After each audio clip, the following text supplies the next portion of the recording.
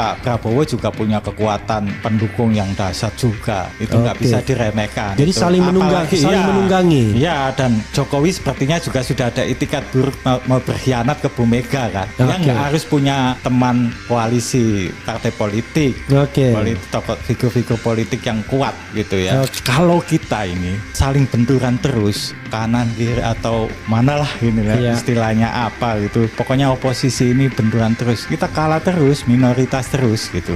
Dan saya juga sadar bahwa selama ini kita ini diadu domba aja sama Jokowi untuk bergaining politik dia. Ini Prabowo yang menginginkan Gibran atau Jokowi yang menginginkan Gibran berpasangan sama Prabowo? Saya lihat dua-duanya.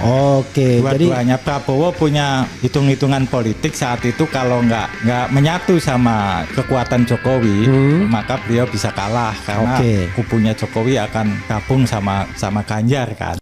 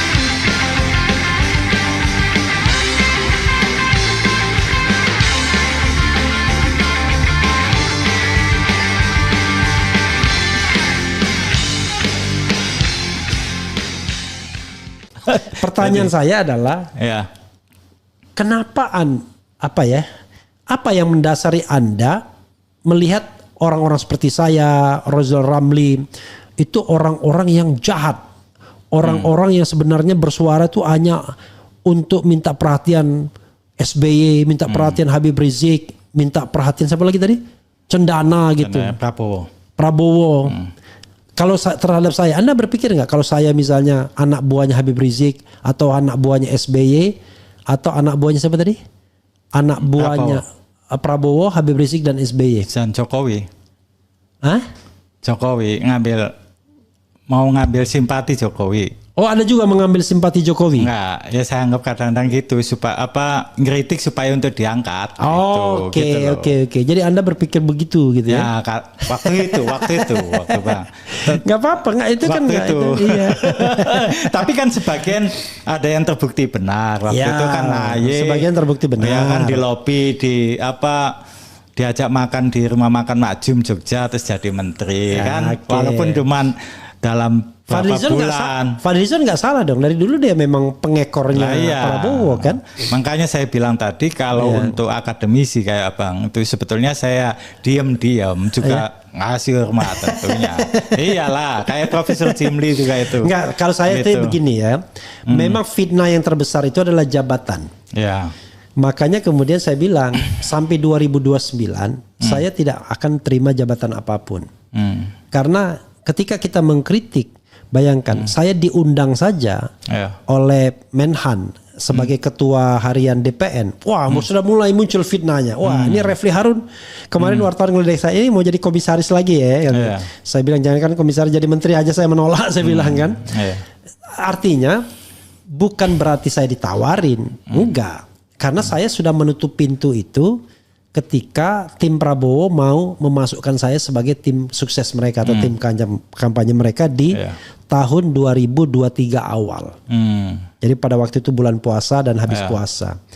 Saya udah menutup pintu kepada mereka karena mereka dekat sama Jokowi. Masalahnya kan begitu. Bagi saya di endorse Jokowi, apalagi wakil presidennya Gibran, secara moral standing void, sudah batal. Saya tidak habis pikir kalau orang mempersatukan moral, kemudian mau bisa mempersatukan Jokowi Gibran dengan Jokowi. Tapi kalau mereka mengatakan ini bukan moral standing, ini adalah strategi politik, kita hormati kan? Oke. Tapi kalau dibilang moral standing, wah nggak bisa. Gitu. Oke, teruskan. Apa yang Anda ingin sampaikan lagi? Silakan. Ya, maka dari itu untuk pemerintahan sekarang kita ingin melihat Pak Prabowo ini kesungguhannya. Beliau benar-benar independen gitu atau masih disetir Jokowi. Ini harus ada keseriusan. Harus ditunjukkan benar-benar Pak Prabowo sekarang ini. Karena saya ngelihat kok masih kelihatan ngekor terus ke Jokowi. Jangan-jangan ketipu sama kita. Pak Prabowo juga kan sudah beberapa kali ketipu sama Jokowi juga kan. Mulai di Pilpres 2014, 2019 gitu kan. Nah, masa nggak sadar dengan itu, bahkan Pak Hasyim Joyadikusumo juga sudah mengeluarkan dana besar untuk Jokowi waktu itu, cukup jadi gubernur Jakarta tapi malah jegal Prabowo 2014-2015. Tapi kan Prabowo mendapatkan manfaat juga dari Jokowi, diangkat sebagai Menteri Pertahanan di 2019 dan di 2024 karena didukung jadi pilpres, jadi presiden. Jokowi sangat paham Pak Prabowo juga punya kekuatan pendukung yang dahsyat juga, itu nggak bisa diremehkan. Jadi gitu. saling menunggangi. Ya, dan Jokowi sepertinya juga sudah ada itikat buruk mau berkhianat ke Bu Mega kan. Dia nggak harus punya teman koalisi partai politik, tokoh figur-figur politik yang kuat gitu ya. Nah, karena itu dia mulai ke Prabowo dan sekalian nitip anaknya itu kan. Ya kan gitu. Sekalian nitip anaknya. Ini Prabowo yang menginginkan Gibran atau Jokowi yang menginginkan Gibran berpasangan sama Prabowo? Saya lihat dua-duanya. Jadi dua-duanya. Prabowo punya hitung-hitungan politik saat itu, kalau nggak menyatu sama kekuatan Jokowi, maka beliau bisa kalah karena kubunya Jokowi akan gabung sama Ganjar kan, sama PDIP gitu. Nah, itu sangat ditakutin banget. Sekarang gitu. saya tanya, menurut Anda, Prabowo Jokowi juga merasa perlu untuk melanjutkan dinasti politiknya melalui Gibran dengan Prabowo. Ini saya bicara seandai-andai walaupun tidak relevan lagi. Andai Jokowi dukung Ganjar kemarin itu, Anda masih protes sama Jokowi atau enggak? Dilihat dulu kalau iya dong. Tapi kalau ngelihat perilaku politik Jokowi yang kayak demikian, dukung Ganjar tapi kemudian mencoba nyetir Ganjar, ya pasti akan saya lawan. Karena itu sumber masalahnya kan, saya bilang tadi di postingan saya yang terbaru itu. Kalau mau jadi semakin tua harus semakin bijaksana, tapi terus suarakan untuk adili Jokowi karena dia biang keladi dari persoalan bangsa dan negara saat ini. Harus diadilin dulu. Sebagai orang yang mendukung Anies, saya kan mendukung itu karena saya perbandingkan ini Prabowo, Anies, Ganjar. Saya tahu tiga-tiganya. Bahkan Ganjar kakak kelas saya, Anies teman saya di UGM satu angkatan. Saya memilih Anies karena saya menganggap kualitas personal quality bagus nih orang. Mau ditampilkan di internasional dalam negeri juga lumayan. Kelemahan dia adalah dipersepsi sebagai kanan kan gitu. Ya betul, ekstrem kanan. Ya, kalau Ganjar kan dianggap lebih nasionalis. Tapi Ganjar punya kelemahan kalau harus main di luar negeri. Bahasa kurang, wawasan barangkali juga kurang kalau keluar negeri. Kalau Anies kan memang sudah hidupnya di sana dia. Kemudian kalau Prabowo memenuhi aspek internasional dia penuhi, aspek lokal dia penuhi, tetapi Prabowo, silakan sambil minum, nggak apa-apa. Nah, enggak santai. Justru di RH Channel ini, Anda kan jangankan mau minum. Karena topiknya udah mulai mau serius. Saya juga mau bicara tentang ini, yang belum dibuka di publik. Jadi kalau Prabowo problemnya adalah masa lalu dan kesehatan karena dianggap sudah tua dan orang khawatir, dan lalu dia paling fatal dia gandeng Gibran kan. Tambah beberapa orang yang dulu mendukung dia langsung balik badan semua walaupun orang tahu peluang menangnya besar. Nah, kenapa Anda kemudian memilih mendukung Ganjar padahal saya lihat Anda bukan PDIP juga? Silakan. Atau bukan P3 juga? Enggak. Silakan.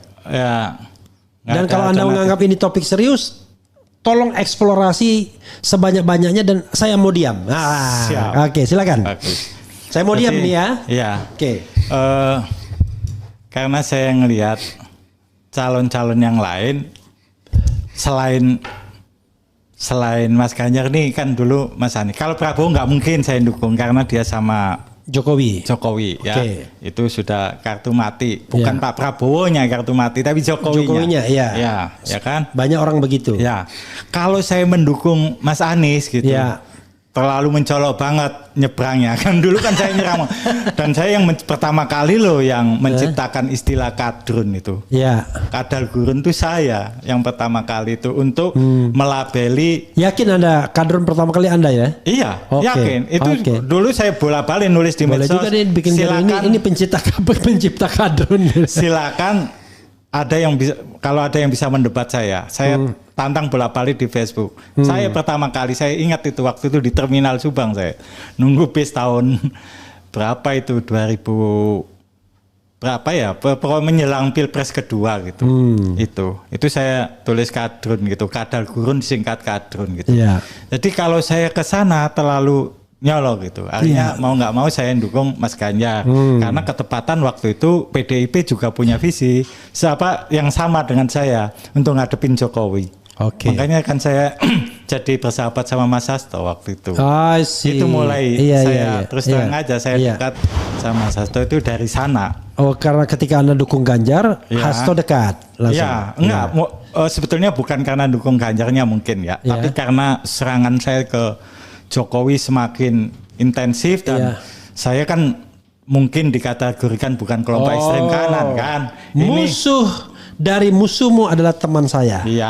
Gitu. Jadi ini dianggap kubu nasionalis yang muncul menyerang siapa Jokowi dan itu kan bukan hanya saya, kemudian diikutin Denny Siregar, Rudi Kambri, kan, Islah Bahrawi, kita semuanya dulu kan dukung Jokowi. Tapi kemudian berbalik gitu kan.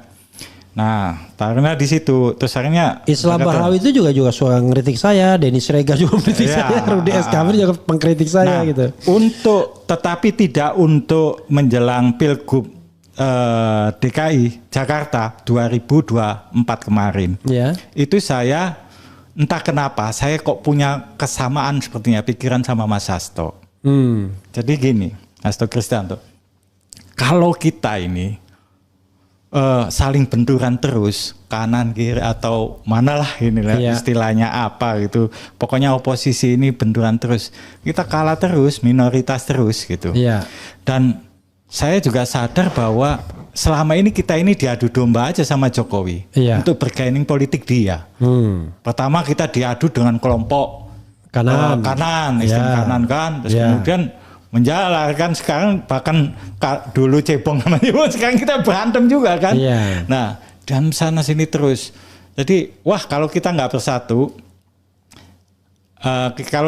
bersatu, maka kita akan jadi minoritas terus, kalah terus kita.